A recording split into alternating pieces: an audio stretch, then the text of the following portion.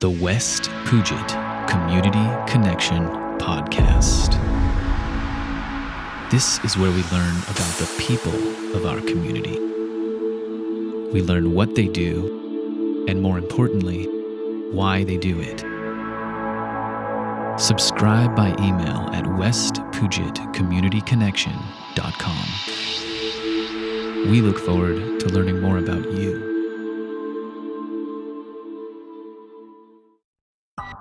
If you need someone dependable to set up or update your website, manage your social media and marketing, produce videos, produce audio, or if you need help writing and publishing, then I'd like to ask you to consult with me.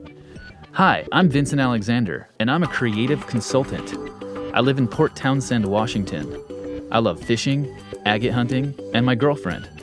I do this kind of work because I love being creative.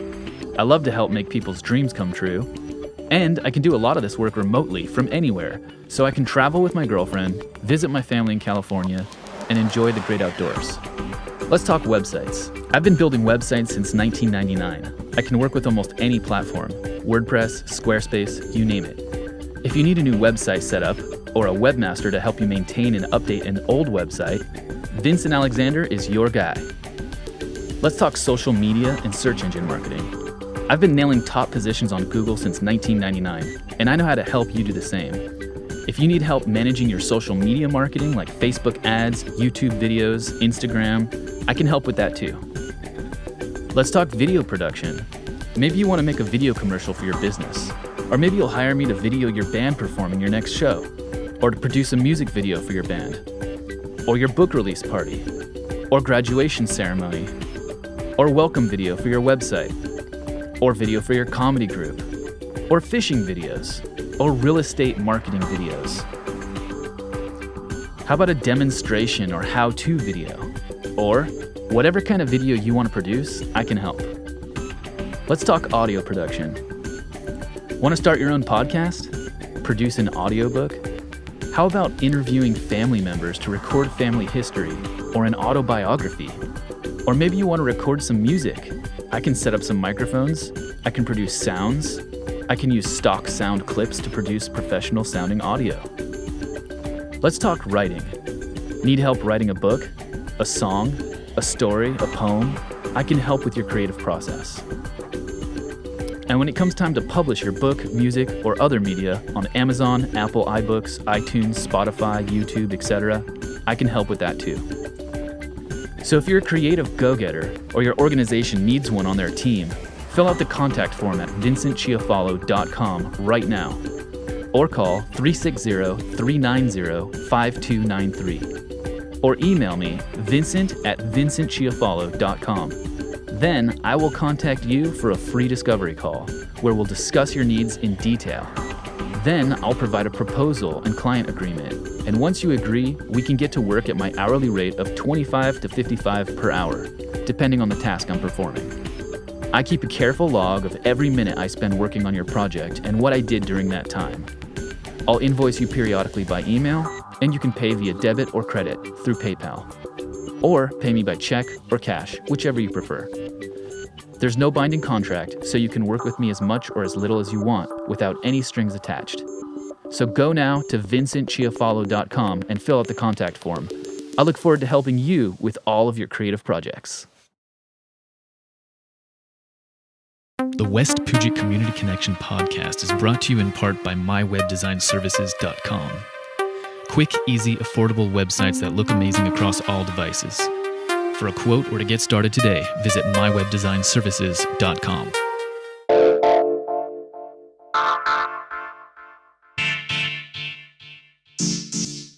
Welcome to the West Puget Community Connection podcast, where we learn about the people in our community, what they do, and more importantly, why they do it.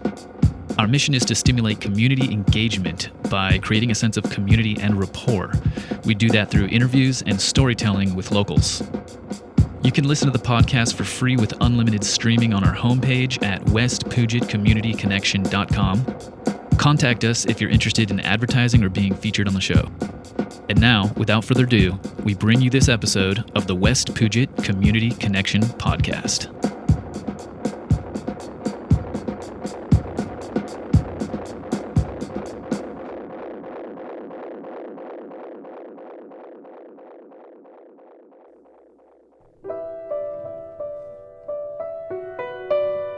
You are hearing the gentle touch of an artist. That's Nan Toby Tyrrell. She has become a friend to me, and I'm so pleased to share her story with the community. In a moment, we'll go to the phone and I'll interview Nan. And then after the interview, I'd like to play a whole song of hers from her new album. Enjoy.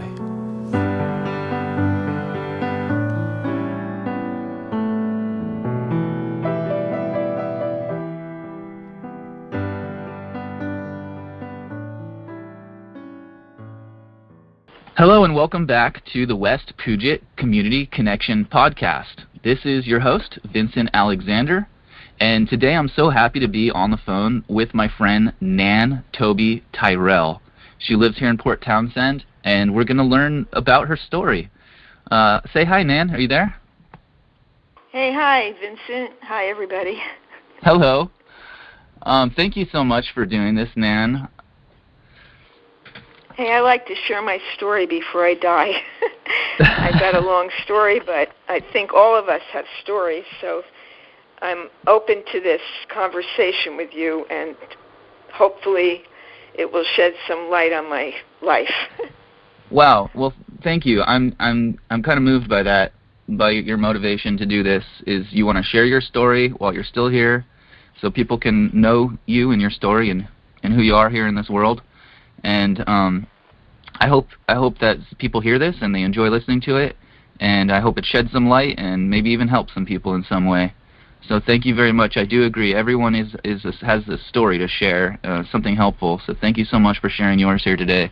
So you sent me an email with like a sort of bullet-pointed list of your life story, and something short, just like 200 characters. So I have a little bit of information here that I read, but I'm going to let you take the lead and tell your story.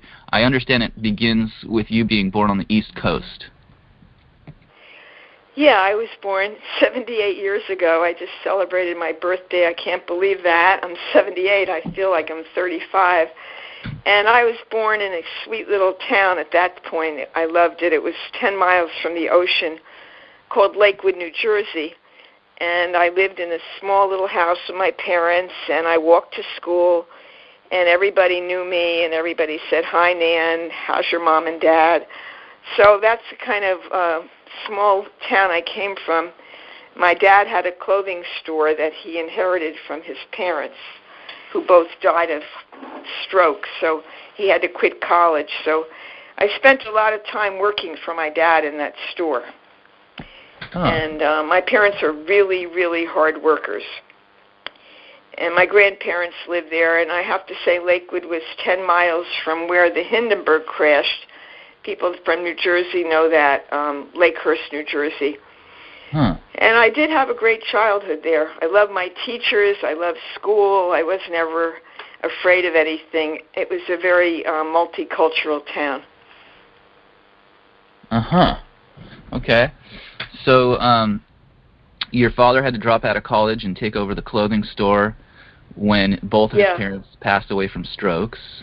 And then you had sounds like a pretty delightful childhood. You liked school. You liked playing with your friends. You weren't scared much. And how does the story progress from there? So I worked, like I say, every Christmas vacation I worked in my dad's store. From the bottom up, like where the clothes came in, and we had an ice skating rink, and I was in the band in high school. I played the clarinet and had a great music teacher, and I played piano from the age of 6 on. So my parents, one of the gifts they gave me was music, and that's been my life, playing piano and being a teacher, not of piano, but of children. Oh. And my mother and father gave me the values of hard work and responsibility. But then when I was 16, they gave me this present, which changed my life. they let me go to Europe with my high school teacher, my social studies teacher, Mr. Michelson, and we went on a tour of 8 countries, and that totally changed my life. We went on a boat called the Erosa Sky, a Greek ship, and my parents did that out of the goodness of their heart. And like I say, my whole life changed by seeing all these other countries, going to Germany, going to England, meeting people, realizing that the world was a lot bigger than my little small town. And 2 of my friends also went from high school. And it was one of those life-changing experiences. Mm-hmm. What else can I tell you? And do you have any questions about that? No, that makes sense to me. You saw a whole other part of the world, and it opened up whole new horizons within you. You saw a whole new world that you had never been exposed to, and it would change your life, it sounds like. Anything else? Especially going to Germany. Germany, I went to Munich and Heidelberg, and I'm of Jewish faith, so going to Germany was very good for me to go to Germany. I had to see I had to experience Germany on my own terms. Okay, so it was Germany specifically that experiencing Germany yourself, that in itself was the most life-changing experience for you out there? Well, just seeing people in Germany that were German, that weren't Nazis. It's just like I had this actually fear of saying my last name in Germany, and going to Germany and just meeting ordinary people and musicians and farmers, and it just changed my feeling about the German people, which was wonderful. Okay, so I do have one question. What year would this have been? That was 1957. Okay, interesting.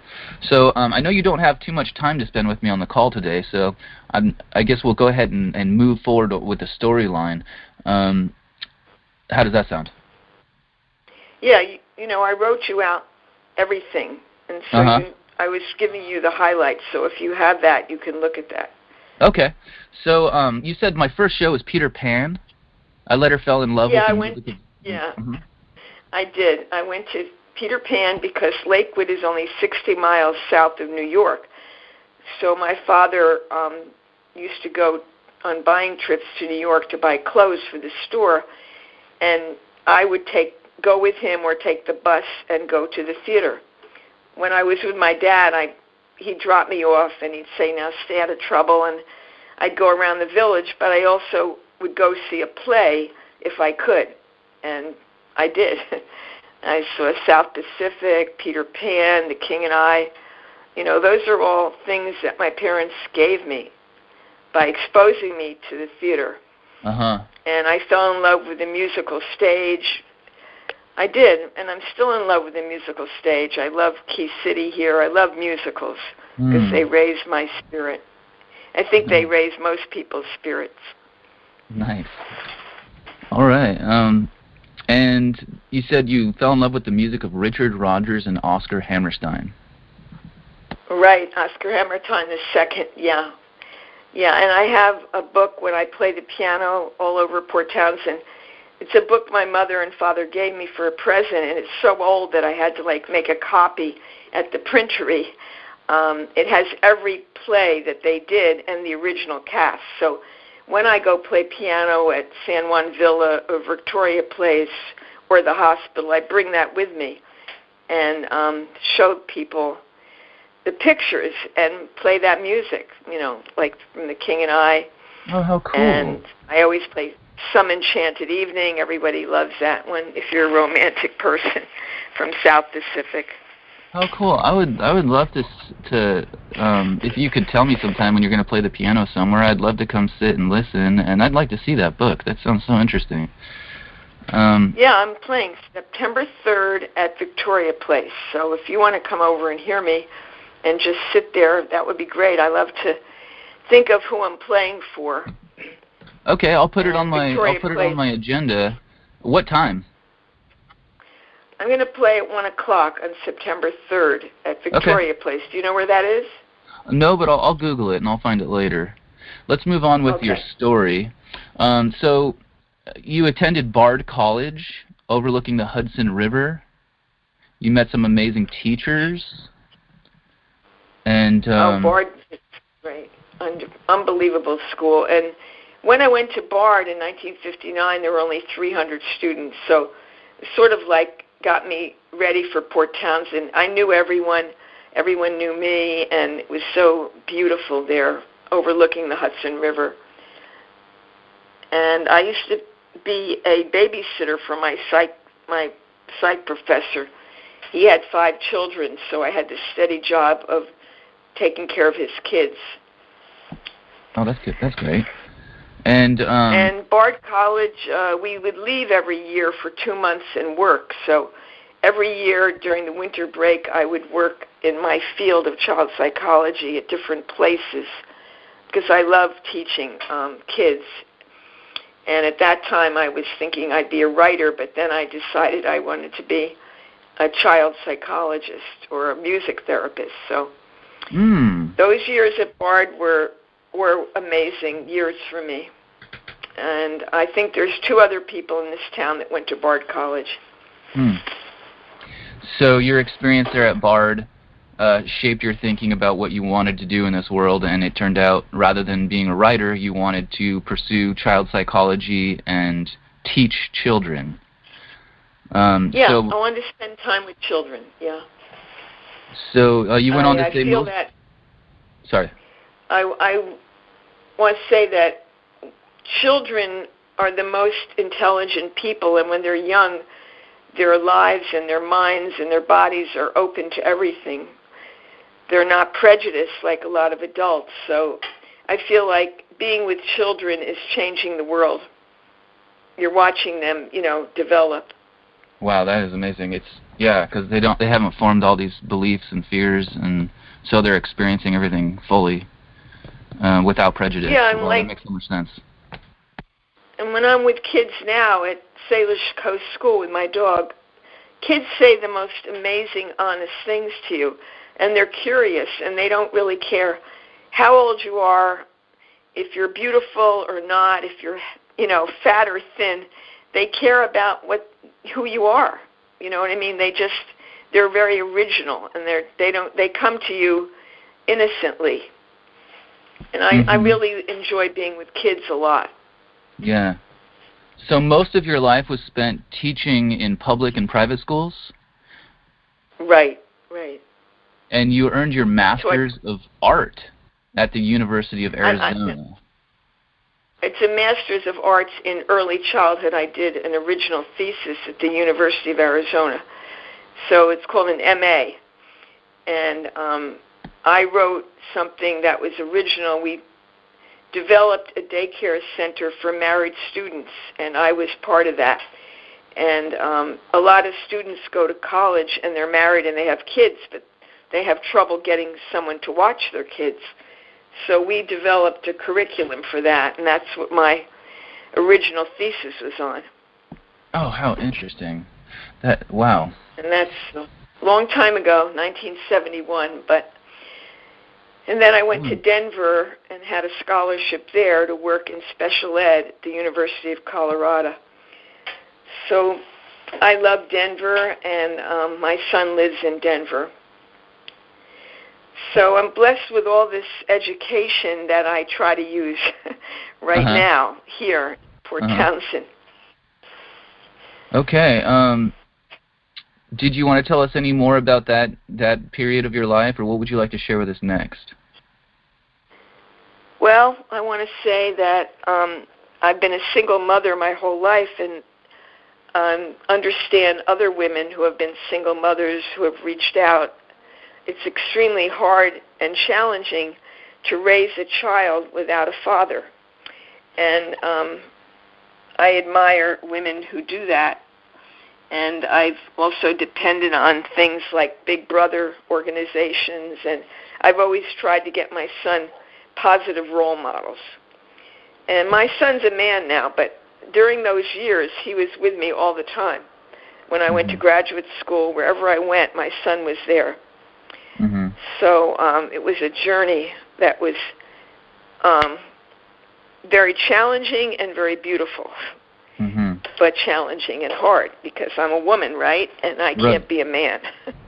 I'm not an athlete, I'm not an athlete, but my son's a basketball player, and I'm trying to say that it was a difficult time, but I reached out like I do, and I found role models to help me raise my son. So you really had this big responsibility on your hands, and you needed support from somewhere, and so you went out into the world and you were looking for it.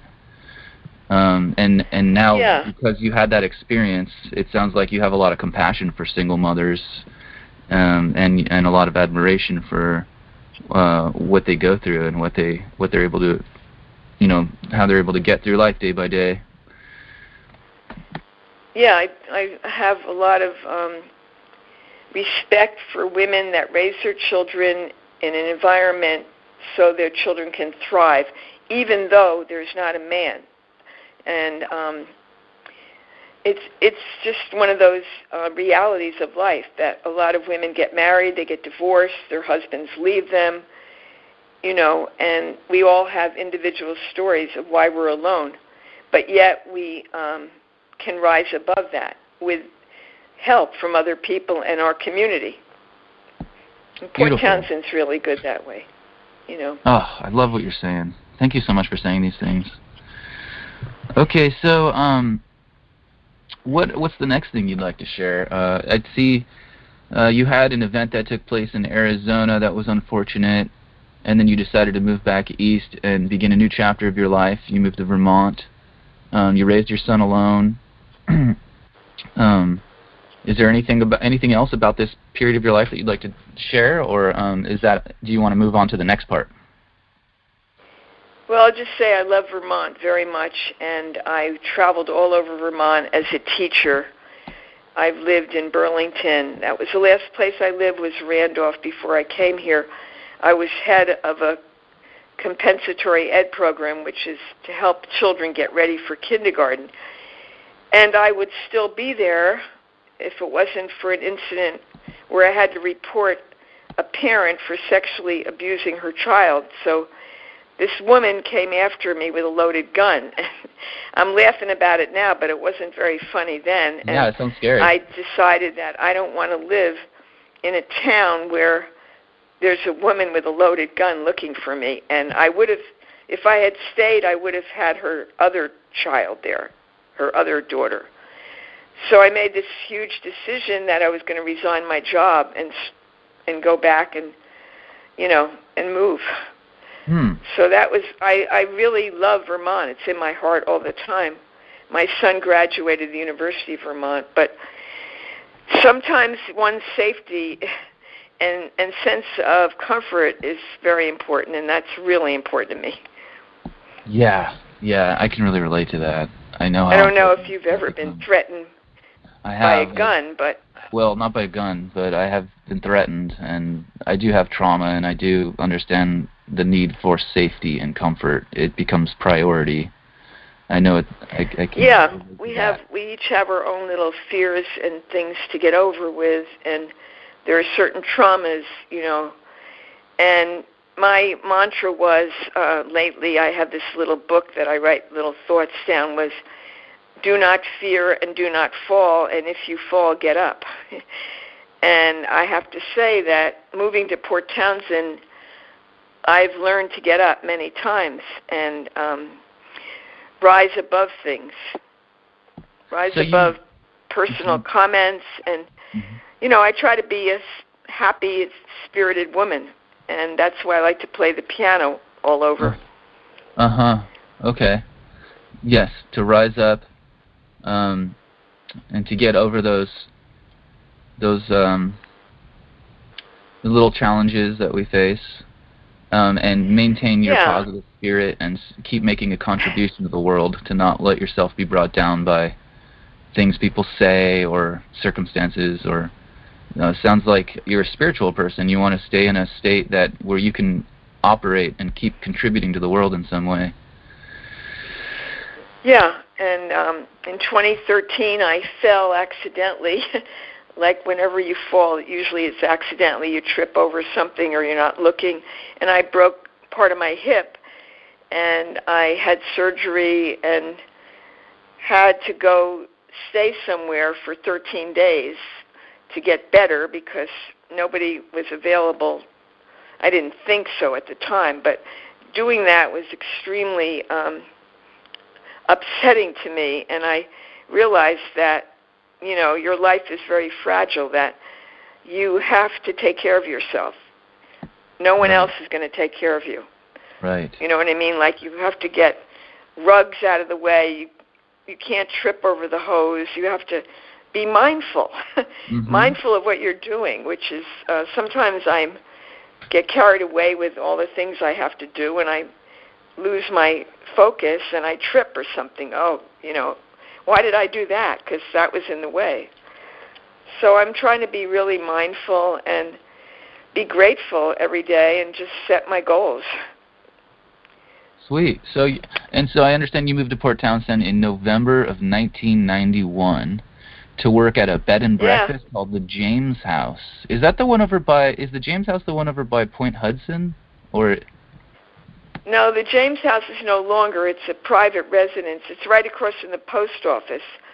A family bought it from Canada, and they used to call it the Adventurers. So if you go to the post office and you just look right across the street, you'll see this beautiful, gorgeous three-story Victorian. Three-story, historical building. Uh-huh. And I lived in that house. I had my own entrance, and my job was to be the night manager, or just the night. I would greet people. So if you came in and you were going to stay, I would say, "Hi, Vincent, I'll take you to your room and maybe give you a glass of sherry and be there all night." You know, I would be in my room, but I was in charge. Okay. And I didn't get paid. It wasn't any job to pay. It was just a job for me to be free during the day and have this little room with, you know, and I could eat the scones. They let me have these delicious cranberry scones, which I loved. And I got my substitute license to teach in Washington. It was my first step, you know what I mean? It was my way of introducing myself to the community. Great. I love that story. I love the women, you know, I love the women that owned it, and I go by it every day when I'm in uptown. It's the most beautiful place. So I could tell you I had the best view. You know, I'd look right across at the bay. It was gorgeous. I'm so grateful to hear this, to have this little window into this part of your life. It's really neat, because I go to the post office all the time, and now I have this image of you living in the James House and eating the scones and just having a little room, a place to live, and then you starting your life here. It's so neat. People would call up and say, "Is there a ghost in room 8?" There's little... Maybe. There's all these rooms, and I got to sleep in the room to, you know, I could tell you about each room. I've written a lot of poems about the James House, and it was a romantic time in my life. I loved it. And I would love to see some poems about the James House sometime. That would be neat. Okay, I'll show you sometime. So I'm grateful for that, and I didn't stay there too long, and then I met friends, and I went to live with a friend that I met, and I stayed at her house, and I started like house sitting for people. I wasn't allowed to bring any animals. I didn't have a car. I didn't know anybody. So I basically started my whole life over in 1991. You know, like we all start our lives over every day, really, that we're alive. But that was a new beginning. And I can't believe I'm still here. And I am still here. Well, that's I'm the title of my... I'm Still Here. My I Am last Still CD. Here. Your CD is called I'm Still Here? The last... Yeah, well, it's called Just Me.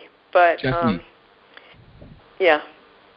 So, I understand I'm still here. That's my motto. I'm still here, you know.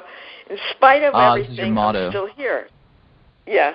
And as long as I wake up in the morning, I want to do good, and I want to be alive and spread joy and smile at people and go to the movies, make scones, and, go to the farmer's market. Like today, I'm going to go to the farmer's market when I'm done talking with you at Park and Ride. Well, take the bus. Neat.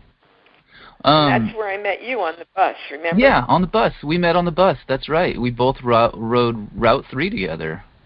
And exactly. I got to tell you, it was helpful for me to meet you, because the way you greeted me and invited me to there was at one point I was going to come set up some microphones in front of your piano and record you, and just right. you asking me to do that helped me feel better about myself. So thank you. Oh, sure. I'm very friendly on the bus. I feel like we have this moment on the bus, and we don't have to talk to everyone, but there's certain people we talk to, and they tell you something that you didn't know before, or they share something or a recipe, and it's, why not, take advantage of that? Why not listen to someone else's story? Little connection. The funny thing is, I know all the bus drivers. I have a bus pass, and I'm on the bus Citizens Advisory Board for the bus. But, there are times I don't want to use a bus, and I drive my car. I try to save, the environment by not driving my car. And so now you're playing okay, so I understand you just recorded an album a number of months ago, and it's called Just Me. And you have a few copies remaining in your possession for sale, if anyone would like to I only purchase have a copy. 2 left, and I have to say Everett Moran recorded it. He's a brilliant engineer. Center Recording at Rain Shadow Studios out behind Copper Canyon at Fort Worden. Great. I don't know if Everett's listening, but I love Everett, and he gives many musicians chances to perform at his studio back there. And he has a baby grand piano, and that's where I recorded over a couple of months my last CD with Beautiful. him. Great. And he's I a look perfectionist, and so am I. So, we both wanted it to be perfect, and I picked the songs that have defined my life. And Rodgers and Hammerstein are on there. I've got 3 songs by them, and George Gershwin. So I just thought, if I die, this is going to be my last CD. This is what I want people to have, to know. Yeah, you said that to me on the bus when we first met. That was one of our first exchanges. You said, I really want to make another album before I pass away. And that struck me so deeply, because I have the same thing. I'm a singer-songwriter, and I was making another album, and halfway through the process of making my next album, my biggest fear is, I'm going to die and I won't finish it. So it just struck me, and I was like, oh man, I totally relate to that, and I hope you can get your album wrapped up soon. So right now you're playing piano for different people, or for people in different settings. I understand you donated a piano to the hospital in 2002 so that way you could share music, because you believe it, like you said, it raises people's spirits. It takes us to a higher place. So your piano resides there at the hospital, is that right?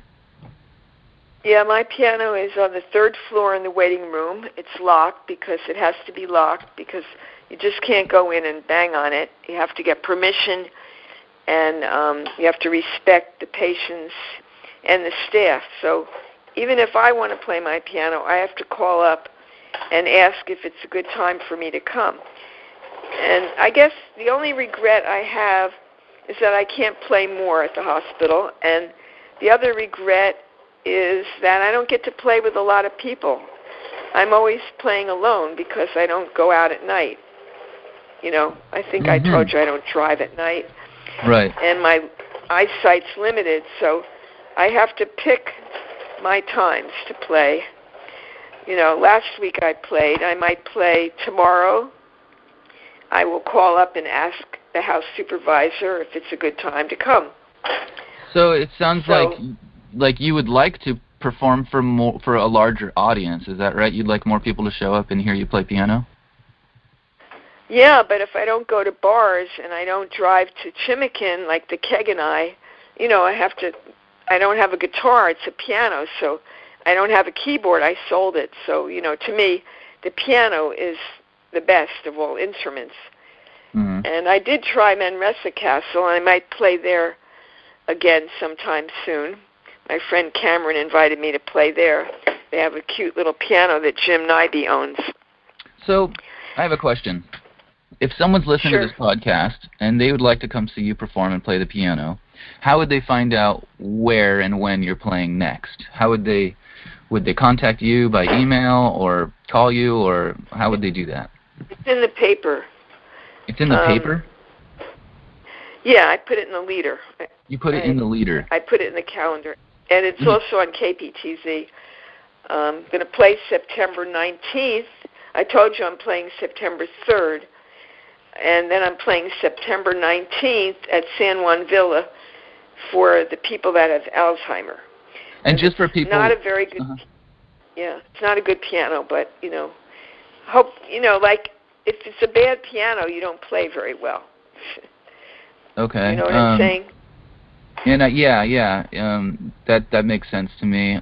Yet you're still there to raise spirits and try to help take people to a higher place. Yeah, I do the best I can at San Juan Villa. They need a better piano. I just want to make a note for the people who are listening that these dates Nan is mentioning is for the year of 2019. Yeah, they are. Okay. I also play at Discovery View, which has a good piano, and I don't know when I'm playing there. I have to get another date. But the best thing is to hear my CD. And, I don't know. Sometimes I play in churches. I'll play any time. If somebody calls me and says, Nan, would you like to come play our piano? I will come with my music and play. Well, they don't have to pay me either.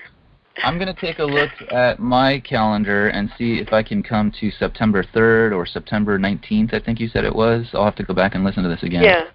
And I'll probably give you a call just to ask you what time. And if you would, if I can make it and if I can meet you there, it would be great if you could bring a copy of your CD that I could purchase. I would really like to own a copy of that. I'd like to buy a copy of that from you. Have it forever. Okay. Thanks, Vincent. I sent a copy of my CD to KPTZ, and I think someone took the original, but Everett Moran has the original, and I have, the original here. So if I run out, I can burn some more if I want to. Great. I have to say that I, did the covers at SOS Printing before Dan died, and I consider myself a local. I've been here a long time. I wasn't born here, but I embrace all the people in Port Townsend, the small businesses. I try to just spend my money only in Port Townsend. Mm-hmm. Beautiful. Thanks, Nan. Thank you so much. And I appreciate what you're doing. I appreciate that you're spending time talking to me. And, I have to say kindness and love and openness are very special to me, and I'm grateful for all the people that have shown kindness and love and curiosity since I've been here. Well, I can say and that. And I have to also just say that I love my dog a lot, too. My dog Izzy. I have to say that I'm an advocate for all dogs and cats, and my dog goes to school. When school starts again, she's a read-to-rover dog. So people out there that have dogs, and they think they'd be good, sometimes they take a class, and we take the kids to, we take the dogs and the kids read to them. So it's a wonderful program. Oh, how cute. The kids read to the dogs, and this is how they learn how to read? Oh, wonderful. Well, it builds up their confidence in themselves because my dog's not going to criticize them, but, they read, the second graders, and they read stories that they bring the book that they like and they read for 20 minutes. I love it. Then another kid comes. Mm-hmm. It's fun. And Izzy has her little red scarf that says Read to Rover, and I have my T-shirt, and we're in the pet parade, and all the dogs have a good time. Wonderful. And the kids love the dogs. So, it builds up a mutual respect for animals and the love of reading, which is a great thing, right? Yeah, and building self-esteem in a child who's learning to read out loud, that actually can have a big impact on how they feel about themselves and how they behave towards themselves in the future. So thank you for everything you do, Nan. And thank you thank you for doing this podcast. Yeah, thank you. It's kind of scary, but I'm glad you did, glad you encouraged me. And earlier you said love and kindness and openness are really important to me, and I just want to say you've inspired a lot of that in me, just knowing you. So thank you so much for your influence, and thanks for being my friend. Well, I miss seeing you on the bus, and I've asked about you occasionally, and we reinvent ourselves. So I'm really glad you're doing this podcast, and I'm glad that you found a place to live. And we all have to find a way to thrive and strive to rise above things here. It's hard. Mm-hmm. It's a small town, and there's limited opportunities. But if you believe in what you're doing, you can change things. And every day something changes. Every day there's something new to do. So I want to encourage you to keep doing what you're doing if it makes you happy. Thank you, Nan. And I appreciate you listening to me, okay? Thank you for the encouragement. Thank you for your stories, yeah. Okay, my pleasure. Thanks for sharing. I'm sorry, what? Okay. No, I was just going to say thank you. Okay. Thank you so much. And I look forward to seeing you on the bus sometime, too. I'll hop on the bus more frequently in hopes of seeing you. Okay. Have a beautiful afternoon. The rain has stopped, I think. You too. Enjoy it. Okay. Take care. I'd like to know if we talk, I'd like my son to hear this podcast, but he's in Denver, so I don't know how he would do that. I'll send you an email with a link, and you can just forward it to him. Okay. Thank you so much, Nan. I'll talk to you later. Okay. Bye-bye. Okay. Take care. Bye now.